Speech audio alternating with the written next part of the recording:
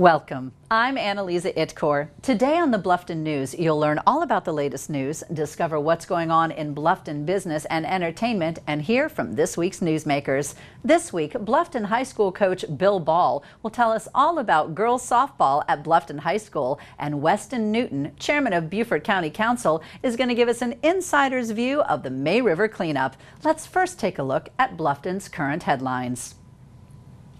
The Bluffton Outpatient Center, which won reversal last month of a regulatory defeat, is embattled again as competitors of Hilton Head Hospital argue that the decision to grant a permit violates the state constitution and Certificate of Need Act.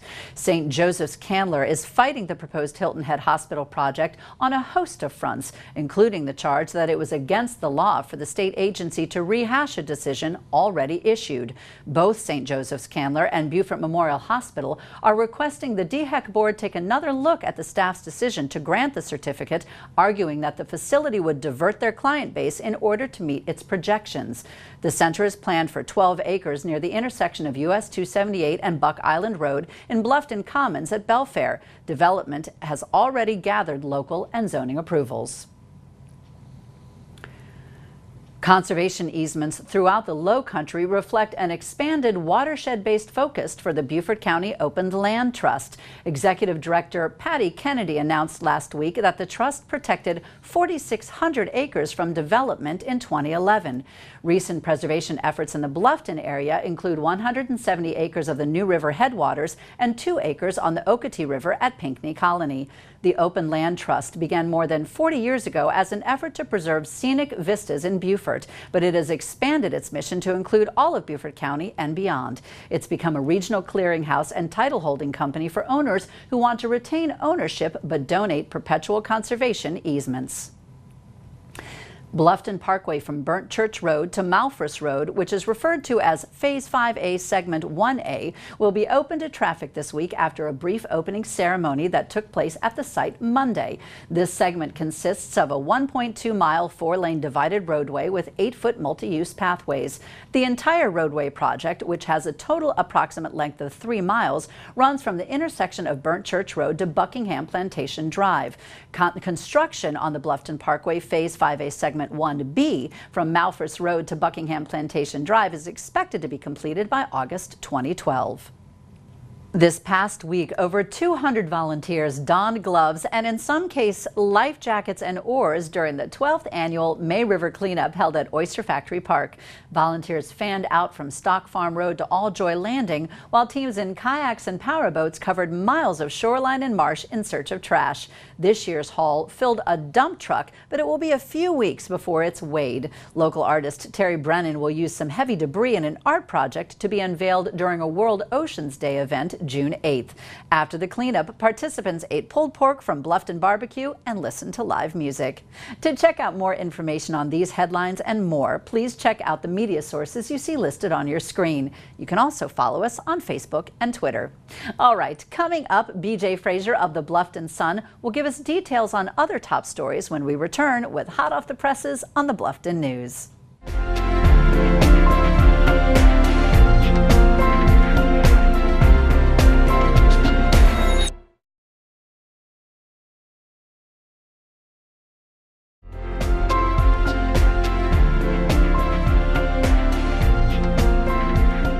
Welcome back to the Bluffton News. Joining me now is BJ Frazier from the Bluffton Sun. Welcome, BJ. Hi, Annalisa. How are you? I'm good, thank you. Did you have a good week? Fabulous. Well, I understand we've got some interesting news to cover today. Yes, we You've do. got some word about the new intersection that's going in on 278 and Kitty's Crossing. Is that correct? Yes, this has been an intersection they've been planning and talking about for a while, and it's over at the Target Shopping Center. It's difficult to get out of there if you're heading west in particular, and it's right across from Best Buy where they already have a traffic light. So as we've reported before, Dick's Sporting Goods is opening in early September, and part of their lease states that there will be an intersection directly into 278. So it's funny the way things work when you need to get them done. Now, when is that anticipated to be completed? Well, they don't give us a date, but Dick's lease begins on September 5th. So if I was a gambling man, I would say it's going to be open by September 5th. And the best part about it is the developer's paying for it. I'm really glad to hear that they're working on some of those intersection issues that they have in the Bluffton area. It's going to make 278 a lot safer. It sure is, and it doesn't even add a light. There's one there already, so it's good. Great. Now, the park situation in Bluffton, they've also been doing a terrific job giving a lot of the parks in the area a facelift. What's going on with Du Bois Park? Well, on Boundary Street, there has been an unsightly area for years, and again, it was promised to be done 5 or 6 years ago, and they're finally getting it done. The grand opening ribbon cutting is Thursday, May 3rd at 8:30 a.m., and I often wonder why they don't do it on a Saturday so all us working folk can't go. But if you haven't been by it, they've really done a fabulous job with the landscaping, the rain garden, the walks, the bike parking, and so forth. It's going to be a real nice addition to that Old Town area. That's good. I'm so glad to hear that. That's going to be an exciting event. And along the lines of beautiful things, you know, one of the things we love here are the gorgeous coffee table books that we have in terms of like Hilton Head and all that area. And I understand that Bluffton's getting into the mix. What's going on with the pictorial history that's being put together? Well, it's about ready to come out, and it's about time, to be honest with you. As you mentioned, Hilton Head, Charleston, Savannah all have them. And it's a lush, exquisite coffee table book that's been put together by photos by Marge Egan and edited by Charlene Garner of Four Corners Framing and Artwork. And if you haven't had a chance to look at it, I looked at it online, and it's absolutely spectacular. It has photos, history by present and former notables and iconic individuals. And there's a book release party set for Four Corners at Friday, May 4th, 4 to 8 p.m. It's free and open to the public. The books, however, are $45, but believe me, it's something every Blufftonian would want. Now, is that the only place our viewers can find a copy of this book? At this moment, yes, exactly. All right, do me a favor, give that information out once again. I want to make sure people know where they can find it. Absolutely. It's going to be a release party at Four Corners Fine Art Framing, Friday, May 4th, 4 to 8 p.m., free and open to the public. Great. BJ, thanks so much for joining us today. Great to see you. Coming up in just a moment, Shelley West Hodges is going to be joining us with all the latest on Bluffton business right here on the Bluffton News.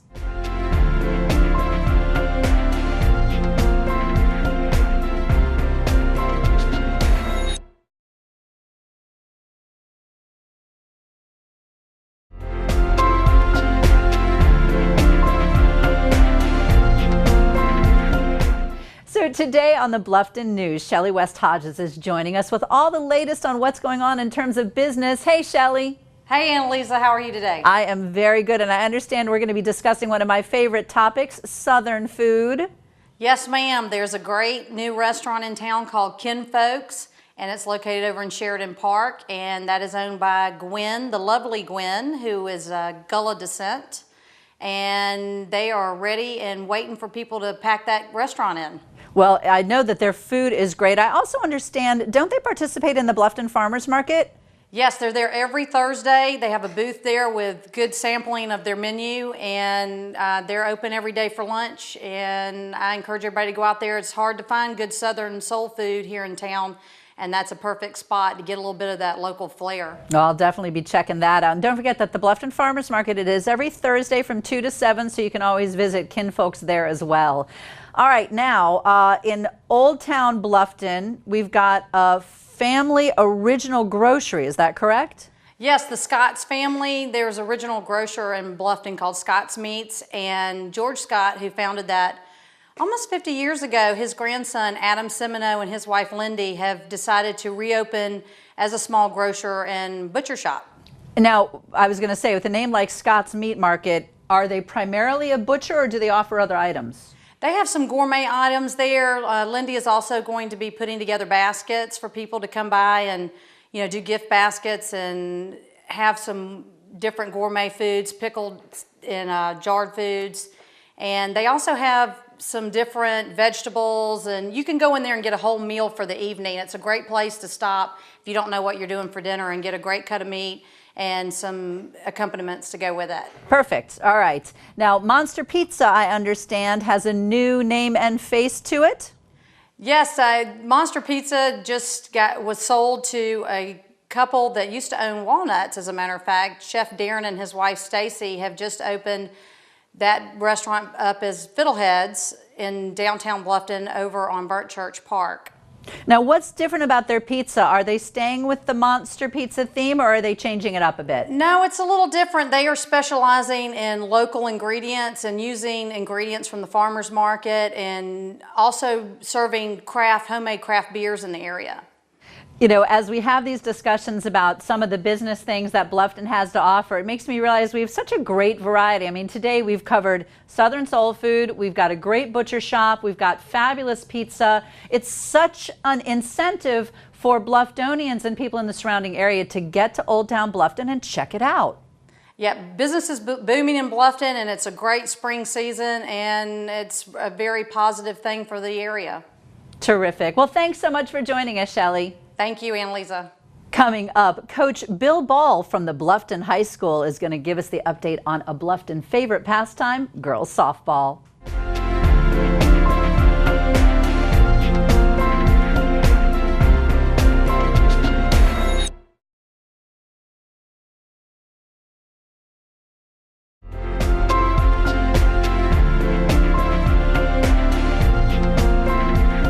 Welcome back to the Bluffton News. Joining me now is Coach Bill Ball from Bluffton High School. Now, Coach, you handle girls softball, is that correct? That is correct.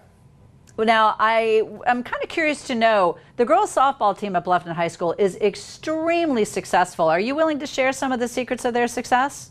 Absolutely. Now, we've been very fortunate to have a good flow of talented young people, ladies come in, and you know, it's really the dedication and hard work of both the girls and my coaching staff that has developed that talent into a consistent regional powerhouse in softball. Now, what is your overall regional record right now? Well, actually, I've been head coach now for 6 years. Bluffton High School has been open for 8. And over the course of those 8 years, we've compiled a 72 win and 2 loss region record. Wow, that is impressive. Now, I would understand with obviously that kind of a record, you've got some phenomenal players. Are any of your players capable of moving on into collegiate play? I'm very fortunate. I have a roster currently which is loaded top to bottom with young ladies that could play at the collegiate level. Some highlights of that roster would have to be my catcher, who's a junior. Her name is Whitney Morrell. Very powerful, fast young catcher with a good arm. And I believe that Whitney has some significant opportunity to play at the next level. I also have a sophomore pitcher who was Region Player of the Year last year, Courtney Smith. Courtney has established herself playing since 8th grade as probably one of the best young high school pitchers in the state. Well, it definitely sounds like you've got your bases covered, pun intended. Now, what are your predictions for the outcome of the season? Well, I can't deny I'm pretty optimistic. This is a great group of young ladies. They are, we've worked very, very hard this season. We had a practice yesterday, Sunday morning, get some extra hitting in because we have a big matchup tonight against Thomas Hayward Academy from Ridgeland, who is also one of the regional powerhouses in softball. Right now we have a 1-1 record with them this year. They are our only loss, and we are their only loss. But my kids were out early Sunday morning, a little groggy, but put in a great hitting session to help prepare for tonight's game. Good. Now, speaking of tonight's game and upcoming games, where can we catch these games? Because a lot of people love to come and watch softball. Well, this Thursday, the 26th, we have our first home playoff game, and we actually have dibs on the next home playoff game, which is Saturday, the 28th. Thursday's game should be at 6, Saturday probably at 1 o'clock. You could check your local papers. Well, good luck with everything. Coach, thanks so much for joining us. Thank you. Appreciate it. Joining me now is Weston Newton, the chairman of the Beaufort County Council. Welcome, Weston. Good morning. Thank you. Now, I understand that we just had the May River cleanup, which is a really important event to the area. Now, Aside from the obvious reasons, what can you tell us about how important that event is? Anneliza, what's so wonderful is the event this year, and it's been going on about a dozen years. There were probably, I don't know, 150 to 200 folks that were in attendance, and what it does is it really is an expression of the importance of clean water and the role of the May River in the culture, in the economic, and in the daily lives of so many people in and around Bluffton. So more than just picking up the trash along the road and the river is the tie to the community, the significance and the exposure to so many people. There was a Boy Scout troop that was there on Saturday, and to see those little guys participating in both the experience and recognition that clean water is one of the things that makes us clean and green here in this part of the Low Country, and is what serves our tourist industry, our real estate sector, and it was a wonderful event. Now, this event coincided with Earth Day, which I think was maybe not a happy accident, maybe it was intentional, so I think it's great that it took place on this weekend. Tell me a little bit about the impact the county's stormwater volume control ordinance has on the rivers and streams in Beaufort County, including the May River. It's a great question. We have prided ourselves on trying to follow the science protecting the river and the rivers and streams throughout this area. But obviously the last decade showed us that the rivers were degrading as a result of so much growth.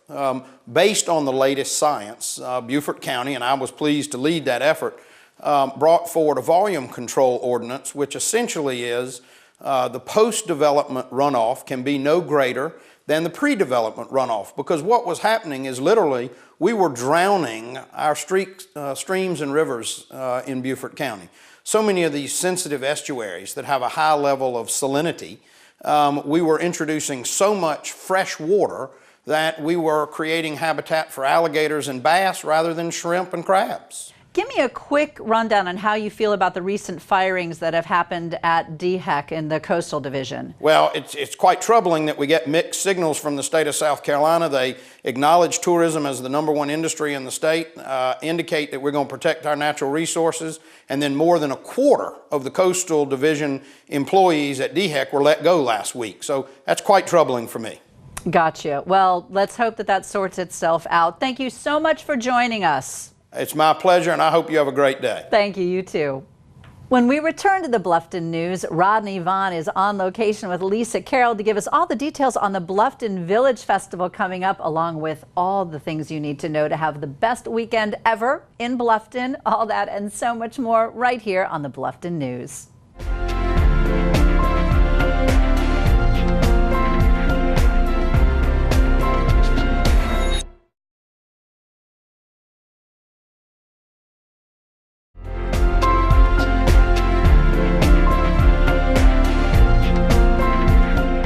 I'm here today with Lisa Carroll from the Bluffton Rotary Club.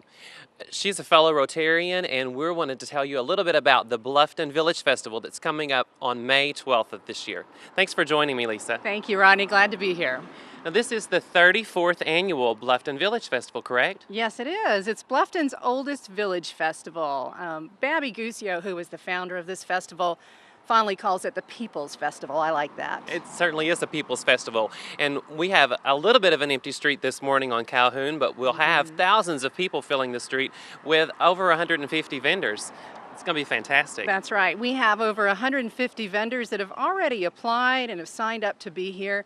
Many of them have been here every year. It's a tradition.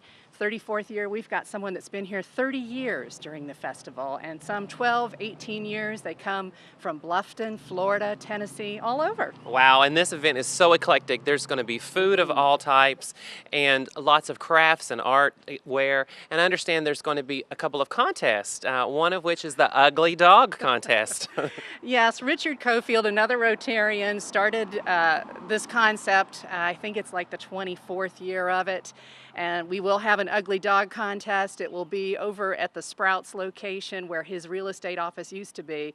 And bring your ugly dogs, the uglier the better. And Jacob Preston always provides a hand-thrown trophy, they call it, but it's a beautiful pottery piece that the winner receives for their ugly dog. Yeah, and he does great work, so I'm sure that'll be interesting. Yes, it will. And can you tell us what time the event's going to be held that day? It is Saturday, May 12th, 10 to 4 in Old Town Bluffton on Calhoun Street.